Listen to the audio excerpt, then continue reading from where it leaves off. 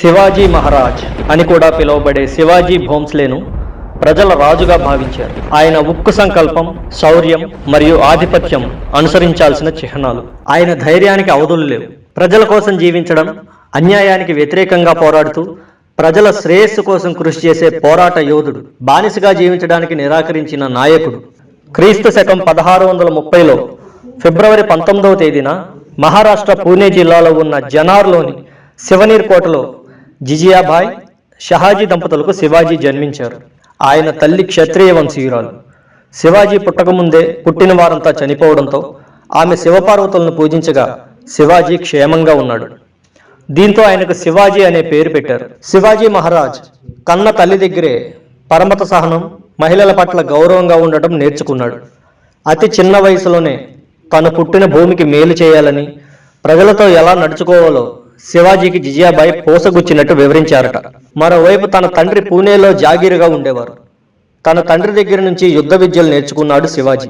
రాజనీతి మెలకువలు నేర్చుకుంటూ తన తండ్రి ఓటముల గురించి అధ్యయనం చేసేవాడు. అప్పుడే సరికొత్త యుద్ధ తంత్రాలను నేర్చుకున్నాడు. శివాజీ 17వ ఏటలోనే కత్తిపెట్టాడు. అంతేకాదు 1000 మంది సైన్యంతో వెళ్లి బీజాపూర్కు చెందిన తోర్నా కోటను స్వాధీనం చేసుకున్నాడు. ఆ తర్వాత 3 ఏళ్లలోపే రాజ్గఢ్, కొండన ప్రాంతాలను చేజిక్కించుకుని పూణే ప్రాంతాన్ని తన స్వాధీనంలోకి తెచ్చుకున్నాడు. ఓటమి తప్పదు అని అనిపిస్తే యుద్ధం నుంచి తప్పుకోవాలి, అనుకూల సమయాన్ని చూసి దాడి చేసి గెలవాలి. ఈ సూత్రాన్ని శివాజీ ఎక్కువగా నమ్మేవారట. ఇదే శివాజీ పాటించే యుద్ధ తంత్రం. దీన్నే గెరిల్లా యుద్ధం అంటారు. శివాజీ మహారాజ్ ముస్లింల దురాక్రమణను వ్యతిరేకించినప్పటికీ తన రాజ్యంలో లౌకికవాదాన్ని పాటించారు. అన్ని మతాల వారిని సమానంగా ఆదరించారు. ఇతర మతాల వారిని కూడా గౌరవించారు.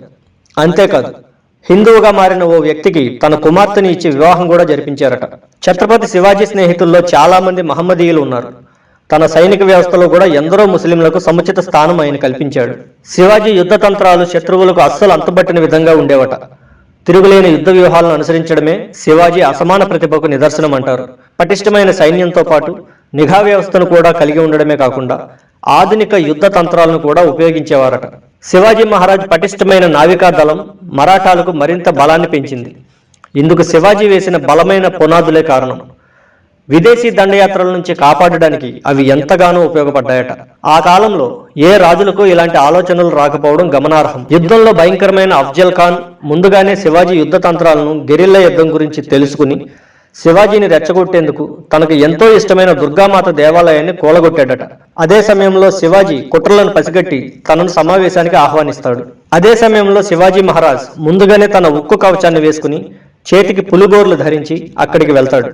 అందులో శివాజీ, అఫ్జల్ ఖాన్ కేవలం అంగరక్షకులతో మాత్రమే హాలులోకి వెళ్తారు. అక్కడ అఫ్జల్ ఖాన్ శివాజీని కత్తితో పొడిచేందుకు ప్రయత్నించగా తన పులిగోర్లతో శివాజీ అఫ్జల్ ఖాన్ను ఖతం చేస్తాడు. అందుకే ఆయనను మరాఠా యోధుడు, ఛత్రపతి శివాజీ మహారాజుగా పిలిచేవారు.